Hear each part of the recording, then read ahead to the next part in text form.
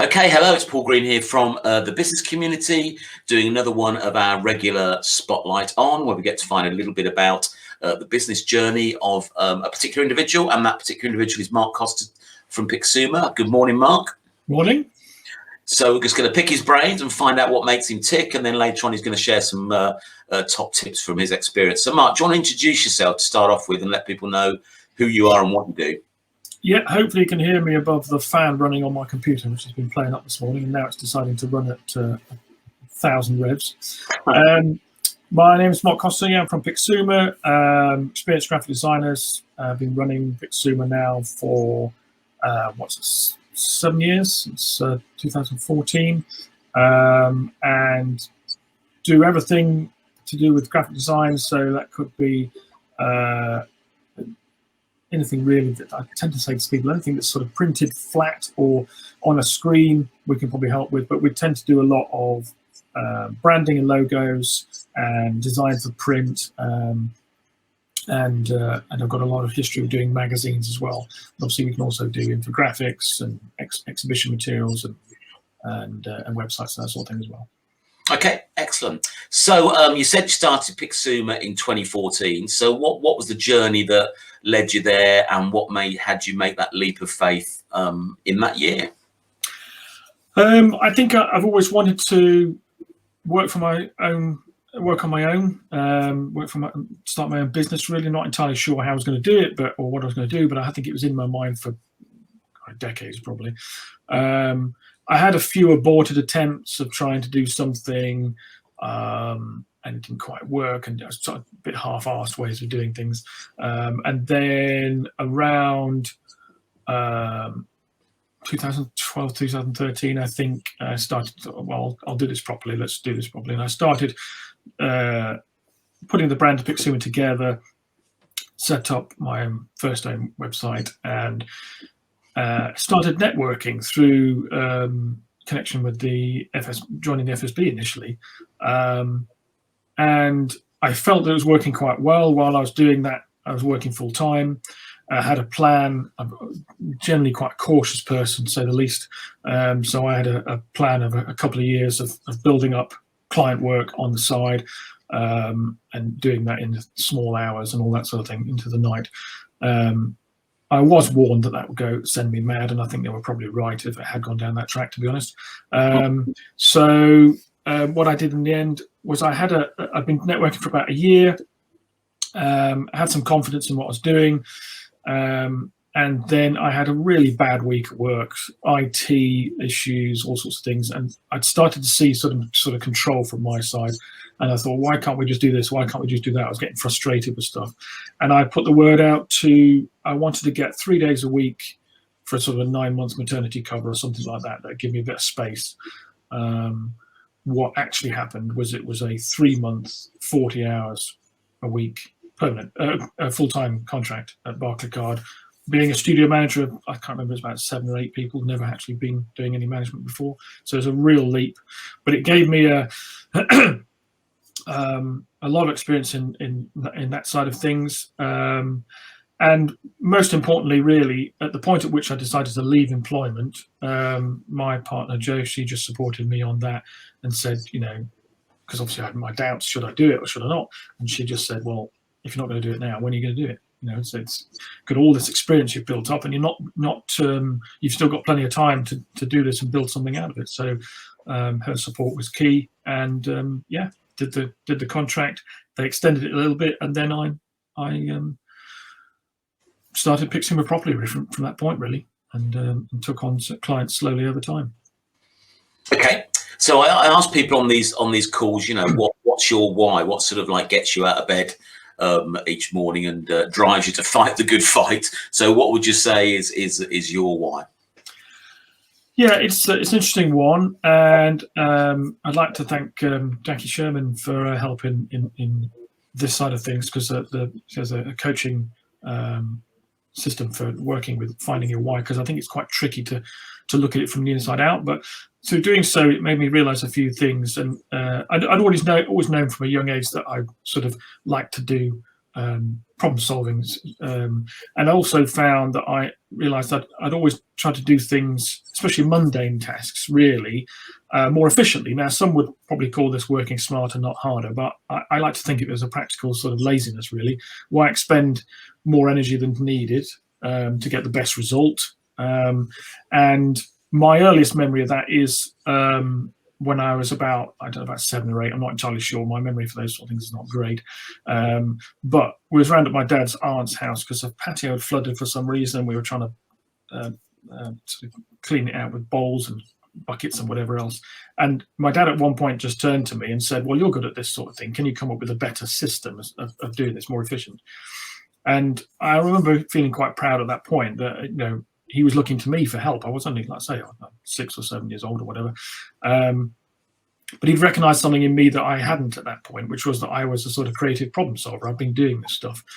And I do love solving all sorts of challenges for myself, but solving problems for other people is even better because that's a win-win situation. They get a solution they love. I get to get all these feel-good chemicals of being able to help them, and I've solved something at the same time. And it just so happens that problem solving is a great skill to have in design generally. My degree was in industrial design, which is a discipline that mixes sort of creative with technical. And so it's a great proving ground for graphic design. Because as I say, I always say that it's all graphic design is not about making something look pretty. It's about making it work. So that helping other people is still a solving a challenge thing for me. But it's they're getting something out of it, and now I'm getting to help them. That makes me feel good as well. Okay, so you touched on networking. You're quite a prolific network, I think it's safe to say. So how important has that been for your journey, would you say? I think it's been vitally important, really. When people ask me about networking, or does this networking group or that group work, fundamentally they're always asking, really, is it bringing any money in? Which obviously is important, and it has been critical for my business in bringing in that clients and client work and money. But it's also about the advice and support and the expertise that is available, and the fact that I can put my versions of that back in as well. And actually, I tend to talk about it. Informal networking has been a key part for me as well. You know, I've got clients who are ex-colleagues from previous industries, previous employments, where you know, I've done what I do in networking, which is try and be helpful, do the right thing, and provide good quality work, and that's been remembered. So it carries on. It's not a formal networking in that sense, but it's all part of the same thing. And I think the formal networking has been the backbone of my business for many years. Okay, and you've fairly recently set up your own little networking group. Do you want to say a little bit about what that's about and what the intention of that is? Yeah, it started as a LinkedIn group, the Pixuma creative community. Just wanted to experiment with the sort of group side of things. So it's for anybody who's in a creative industry or has a creative role in another industry. And it's about sharing knowledge, you know, sort of networking again on a virtual basis, sharing knowledge and sharing advice, that sort of thing, supporting each other.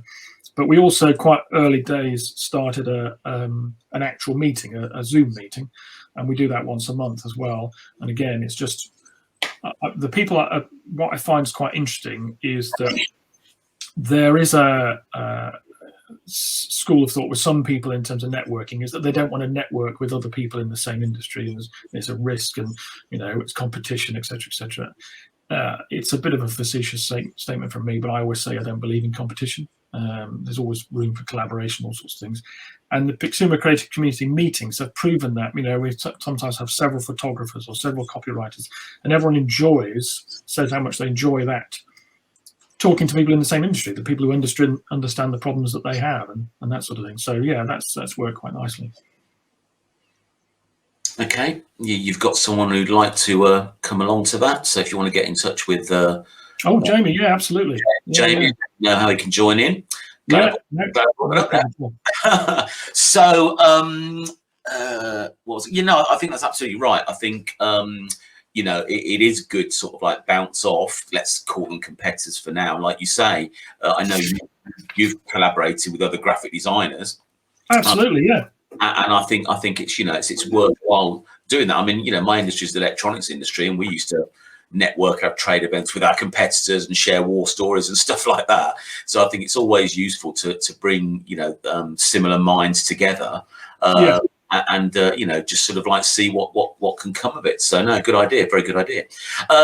So we mentioned competitors. There are other people out there doing similar things to you. What would you say distinguishes you from the competition? Why should someone choose you over any other graphic designer out there? What's your edge?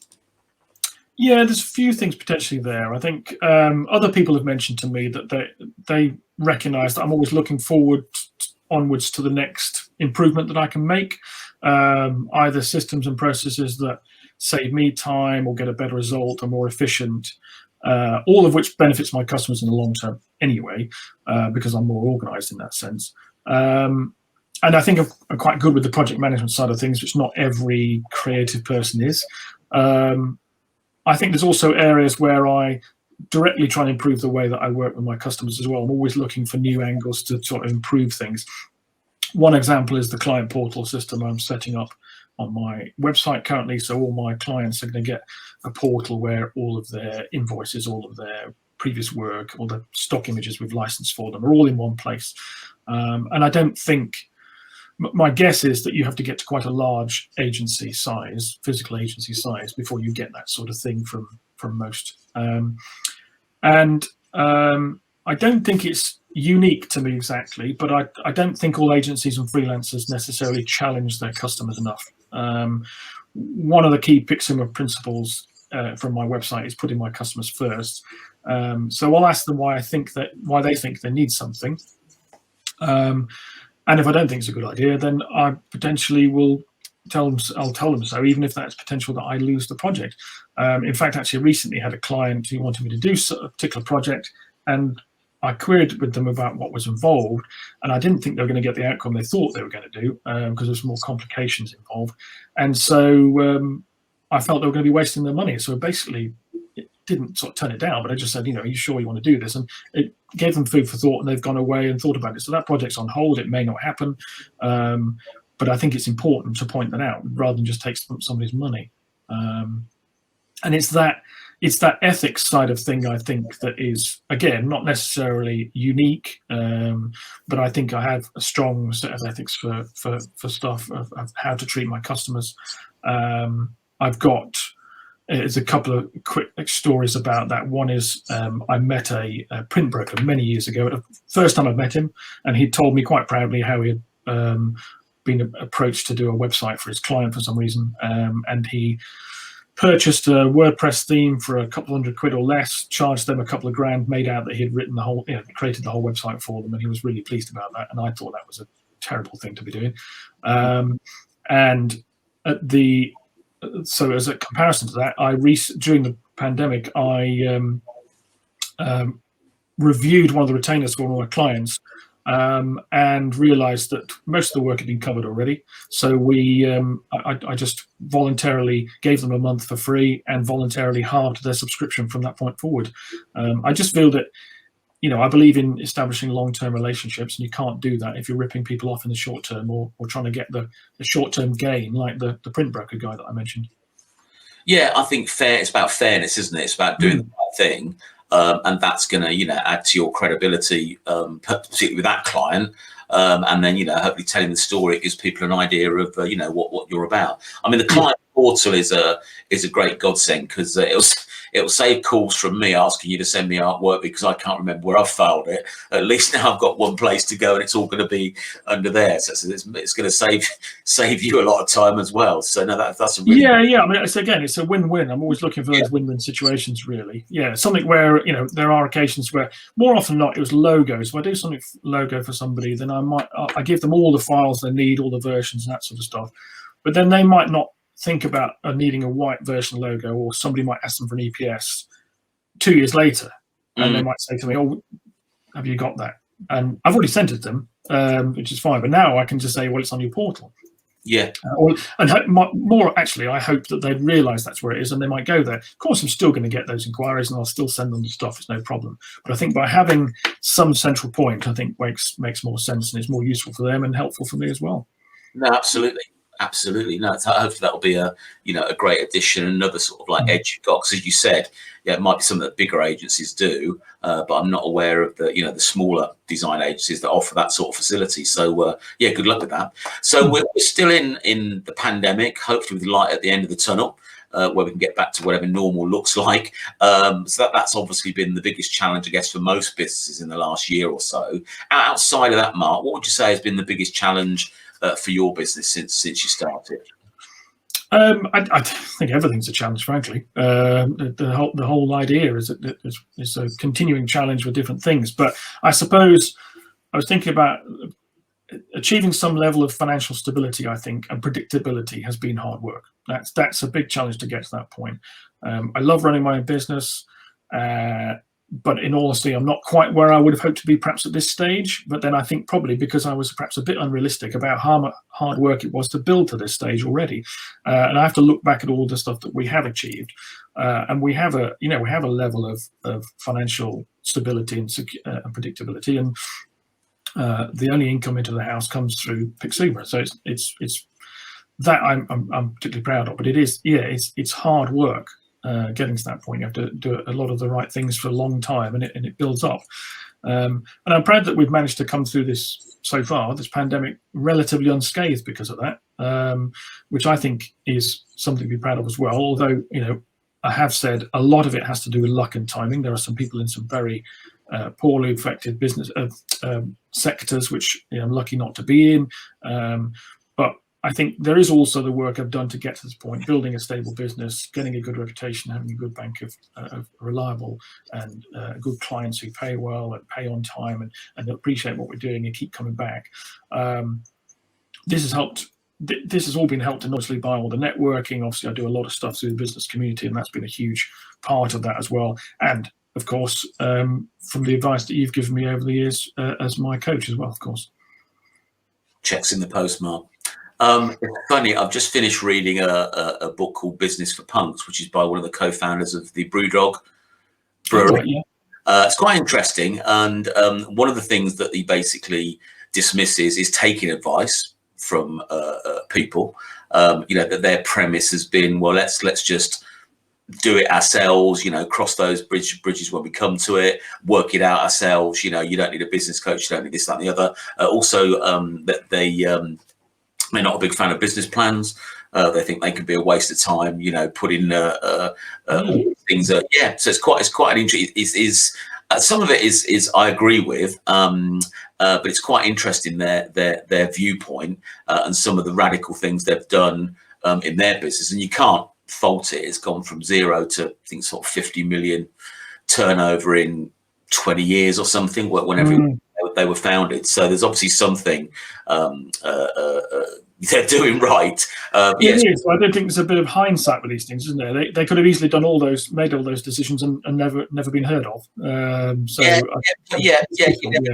You never know. I guess other businesses like that could have gone the other way. You've got a bit of a fan that's just popped up there. Thanks, Paul. Paul Beasley, so you better send him a check as well. Thanks. I better do, yeah.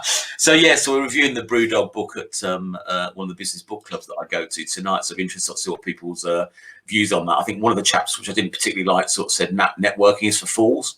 So that's another thing that they don't believe in either. So I think on that point, I think there's room for plans and there's room for advice. And I think if you've got no plans, then you don't know where you're going and what you're doing. You can have plans and decide to ignore parts of them and carry on doing other things and test stuff in different ways. And I think you can decide to ignore advice, but I think it's advisable to have it. It's a bit like, I think with the advice side of things, if you ask too many people, you just get too many opinions. And then you've got a problem of trying to work out which one to go for. But I think having advice, probably, even if you contradict it and think, well, I'm not going to do that because I don't believe in that, it doesn't fit with my philosophy. I think that's equally beneficial from getting something that challenges you, or you challenge, as the stuff that that is in line with what you think anyway. Yeah, it's worth reading the book. Actually, they've done some interesting things. Quite radical. I didn't realise that they drove a Russian tank through London to promote one particular beer. They projected an image of two founders naked onto the House of Parliament. All of this without permission, and have done various other things, without permission. They built 6 massive. I'm not sure what you call them, whatever you brew beer in. They just built those onto the building they had without getting planning permission for that. So they're quite wild in their approach, and it seems to have paid off to them most times. But yeah, worth a read. Anyway, we digress. So you were going to share some top tips for us. So if you're happy to do that, I'll just put you into solar and just hand the floor over to you, Mark, and see you back on the other side in about 3 or 4 minutes with a bit of luck. Okay. Yeah, I was going to talk about logos and the importance of logos. I think it's easy to see a logo as just this little symbol thing that is on your business cards and stuff like that. But the reality is, it's much more important than that. You only have to look at the likes of Apple, Microsoft, Ryanair, McDonald's to see that people have a strong emotional connection, good and bad, to all sorts of brands.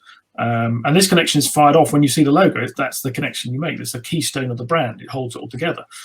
Now, it shouldn't really be that important. It's just some text or an image or a combination, but it does mean so much more as emotional connections.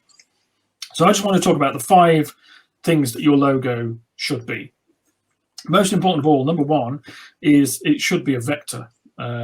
Now, there are 2 basic file types when it comes to imagery. You've got bitmaps and vectors. Bitmaps are the stuff that's familiar. That's the photographs and things like that, which are made up of pixels or dots. The more dots per inch in the space, the higher the quality of the image. So if you compare between a newspaper image and a high quality glossy magazine image, that you can see the dots much more easily on the newspaper.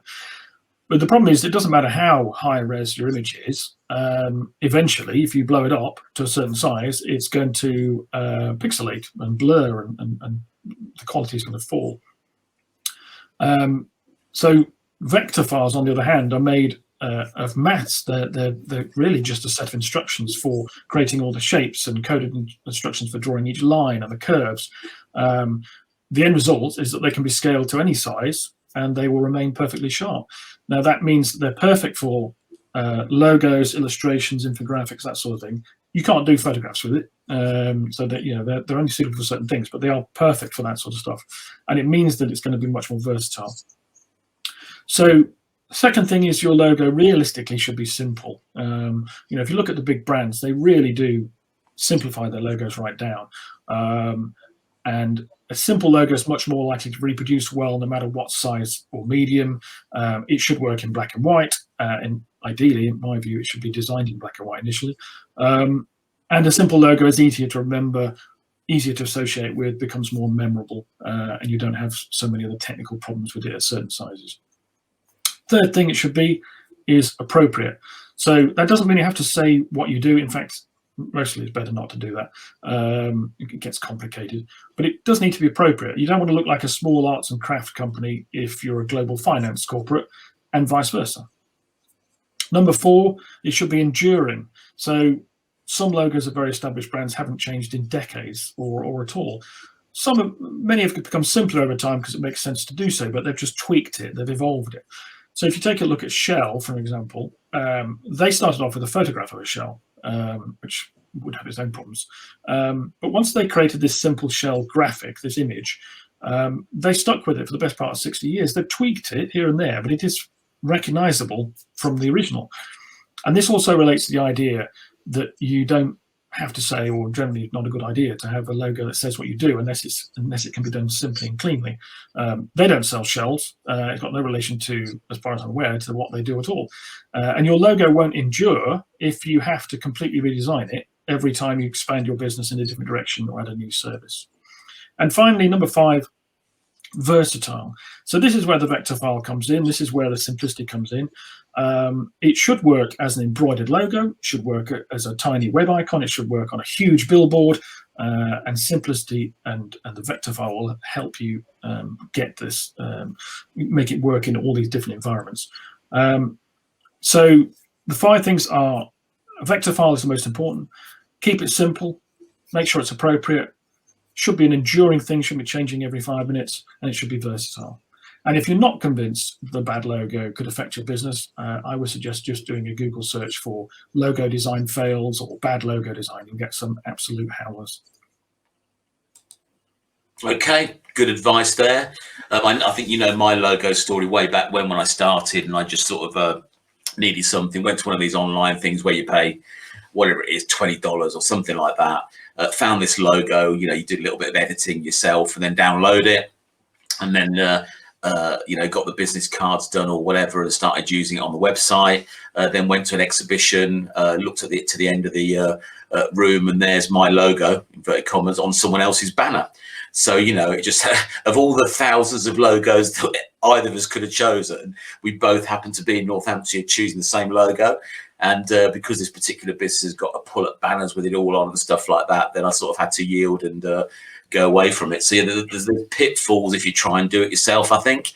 You know, so it's worth, I think, investing in somebody like you to do it properly. And you have, you know, you see part of the logo on the screen at the moment, which is just a little icon for what we did for the business community. So yeah, so finally, Mark, given your experience, what's one top tip that you'd give to any other business owner out there, if you could sort of pick one? Yeah, it would be consistency for me. This applies in a general marketing sense. So don't do something now and then stop, or do it for a few months and then there'll be a huge gap before you do it again. So that's blogging and all that sort of thing, or any other marketing activity that just do a bit of it and stop. Don't keep changing what you're doing, constantly chopping and changing. People can't keep up. But it also applies in a design sense. Be consistent with your choice of images, the style of the images, the tone of voice that you use in your written materials, the colors they use, the way you use them, the way you use your logo, the structure of all the materials, the spacing, the grids that you use, the layouts. Obviously, be consistently good with all this. Don't use consistently cheap and shoddy images, or use consistently bad design. But be consistent is the main thing, I think, because if you can build a recognizable brand using a consistent and recognizable visual style, that works much better. Consistency makes people comfortable, I think, and this builds trust. If they're confused by your marketing materials and the message you put out, because it's constantly changing, then they're less likely to see you as someone who can help them, I think. Yeah, sound advice makes absolute sense. So thanks for that. So you please know your ordeal is done here. So thanks for your time this morning. I'll crack on with the rest of your day and rest of your week. So thanks for joining me, Mark. No problem. Thank you.